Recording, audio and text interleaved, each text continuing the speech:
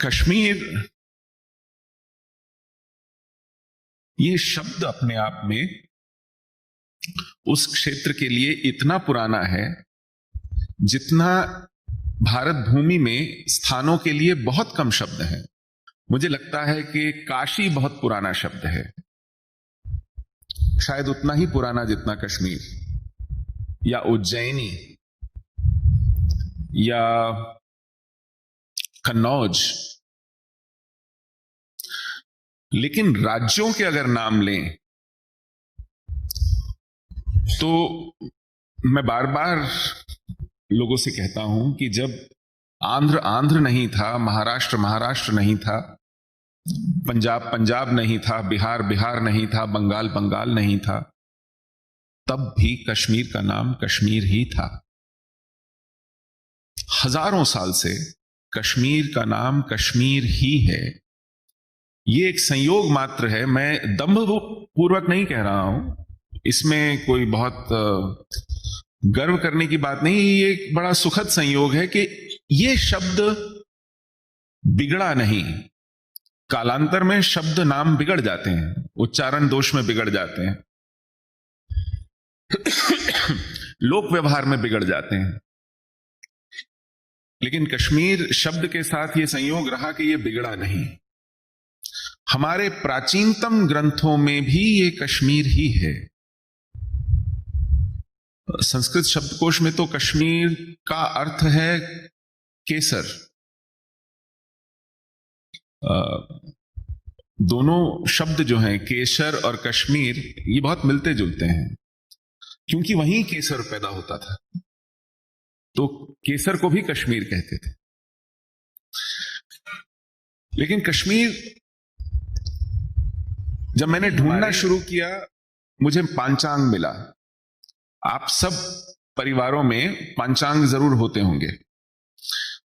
भारत के हर समुदाय में काल गणना के लिए, मुहूर्त के लिए, विभिन्न उत्सवों की तिथि के लिए एक छोटी सी पुस्तक रहती है जो हमारे पारंपरिक समय निर्धारण में सहायता देती है। कब अष्टमी है, कब एकादशी है, ये हम पंचांग देख करके पता करते हैं। तो हमारे यहाँ पंचांग को कश्मीरी में जंत्री बोलते हैं, और मैंने जब उसमें देखा तो हमारा पंचांग अब 5094 साल का है, 5094th year in continuation. Multan Sanskrit college के प्राचार्य रहे डॉक्टर चंद्रकांत बाली, उनका निधन आज से 6 साल पहले हुआ, कुछ 92 वर्ष की आयु में। उन्होंने मुझे कहा कि आपके समुदाय का पंचांग भारत के सब समुदायों में सबसे प्राचीन है। वो पंचांग के विशेषज्ञ थे। उन्होंने मुझे बताया कि आपके पंचांग को कहते हैं सप्तऋषि संवत। विक्रमी संवत है, शक संवत है, हमारे पंचांग को सप्तऋषि संवत कहते हैं। 5094th year in continuity. That is how old is our tradition of keeping time. हमारी काल गणना इतना पीछे जाती है, 5094 साल से कंटिन्यूअस, एक श्रृंखलाबद्ध, निरंतर चलने वाली। मैं सोचता हूं तो मुझे रोमांच हो आता है। इसलिए नहीं कि ये कितना पुराना पंचांग है, इसलिए कि ये अब तक चला आ रहा है। दी एंटिक्विटी, बहुत सी परंपराएं उपजती हैं, उसके बाद विसर्जित हो जाती हैं, खत्म हो जाती हैं, लेकिन एक निरंतरता में चलने वाली कोई परंपरा, और वो अपने आप में इसलिए विलक्षण हो कि उससे कोई प्राचीन ज्यादा परंपरा नहीं। परंपराओं का अपना एक बहुत बड़ा मूल्य होता है, और वो उनकी एंटिक्विटी, उनकी प्राचीनता से पता चलता है। तो अगर मेरा समाज 5094 साल से अपना पंचांग लिख रहा है और ये सबसे पुरानी प्रक्रिया है, तो उतने समय से वो समाज वहां कश्मीर में रह रहा था, आज से 28 साल पहले तक। अगर वो परंपरा अक्षुण्ण नहीं रह पा रही है आज, तो अगर उसकी चिंता किसी को होनी चाहिए तो उसमें से एक कारण चिंता का यह है कि 5094 साल पुरानी ये परंपरा है, 28 साल पहले इसके पूर्णतः नष्ट होने के बीज पड़ गए हैं।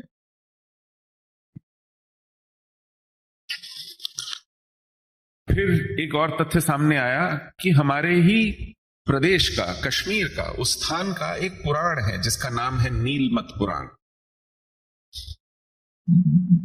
उस नीलमत पुराण का आरंभ एक वार्तालाप से होता है। अपने यहां न जाने क्यों बहुत से शास्त्र वार्तालापों से ही शुरू होते हैं और उसी में खत्म होते हैं। महाभारत में वार्तालाप है संजय और धृतराष्ट्र से, गीता में वार्तालाप है श्री कृष्ण से और अर्जुन से, उपनिषदों में वार्तालाप है बड़े बड़े ऋषियों के, मनीषियों के, उनके शिष्यों के, गार्गी के। तो इन वार्तालापों से जो इतिहास का और अनुभव का जानकारी मिलती है। ये एक वार्तालाप है ऋषि वैशंपायन और राजा जन्मेजय के बीच।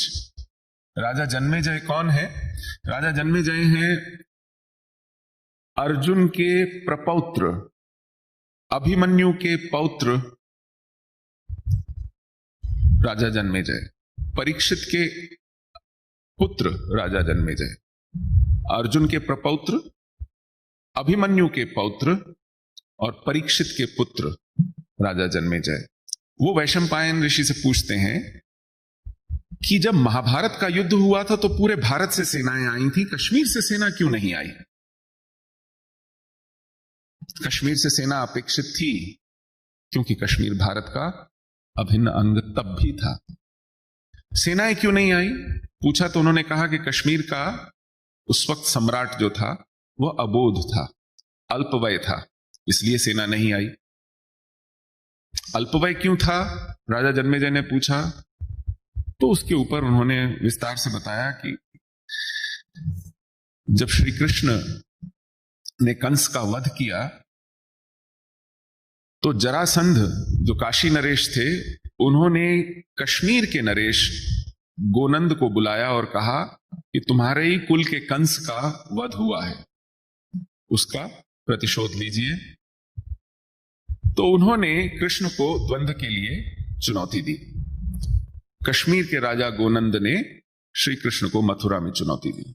तो बलराम जो श्री कृष्ण के बड़े भाई थे, उन्होंने कहा पहले मुझसे द्वंद्व कीजिए, और उस द्वंद्व में उन्होंने, बलराम ने गोनंद को हरा दिया। तो गोनंद के स्थान पर दामोदर उनका छोटा भाई राजा बना। कालांतर में श्री कृष्ण स्वयंवर रचाने जाते हैं गांधार, और उस समय वहां उनका स्वयंवर होना था सत्यभामा से, श्री कृष्ण का। तो वो जो टेरिटरी है, सीमा है, वो कश्मीर गांधार जनपद के बीच से होती जाती है। तो जब कृष्ण जा रहे थे तो दामोदर जो गोनंद के भाई थे, छोटे भाई, उन्होंने कहा कि मेरे बड़े भाई का वध, गोनंद का वध कृष्ण के बड़े भाई बलराम ने किया है, तो आज वो मेरी सीमा से जा रहा है, ये मेरा कर्तव्य बनता है कि उस वध का प्रतिशोध लूं।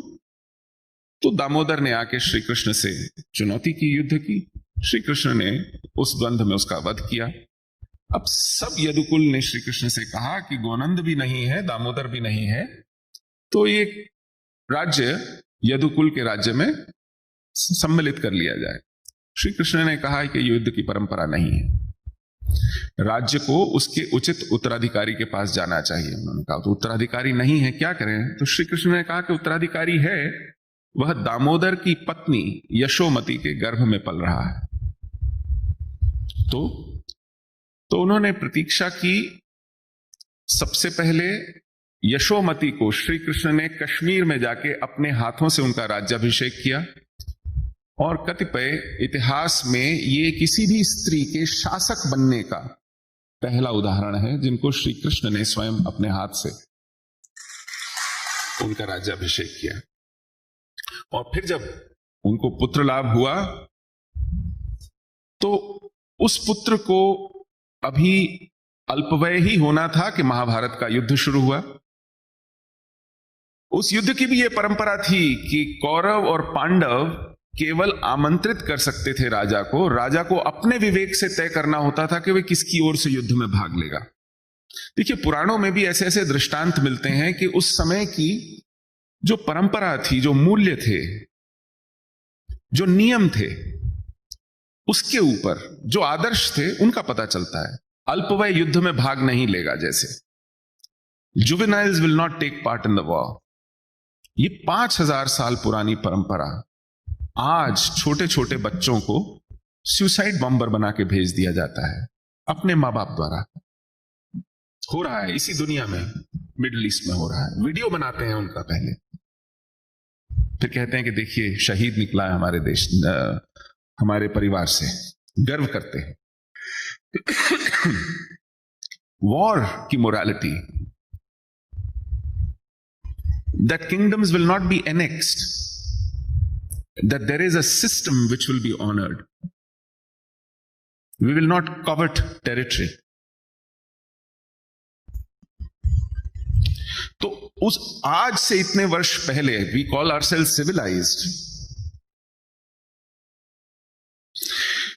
खैर, तो कौरवों और पांडवों ने मिलकर तय किया कि कश्मीर के राजा को युद्ध में आमंत्रित नहीं करेंगे, क्योंकि वो अल्पवय है और अल्पवय होने के कारण उसकी विवेक दृष्टि ऐसी नहीं है कि तय कर सके कि धर्म किस ओर है। महाभारत एक धर्म का युद्ध था, और वैसे भी युद्ध में आप जब आमंत्रित करते हैं दोनों मिलकर, तो राजा तय करता है कि वो किस ओर से युद्ध में भाग लेगा। So talk about democratic choices, talk about morality of war, and these issues are so clearly enunciated in a document called Nilmat Puran about Kashmir's historicity and its position in our own, call it mythology, I would call it itihasa. ये मेरे folklore में, मेरी कहानियों में, मेरे समुदाय के मानस में यहां है कश्मीर।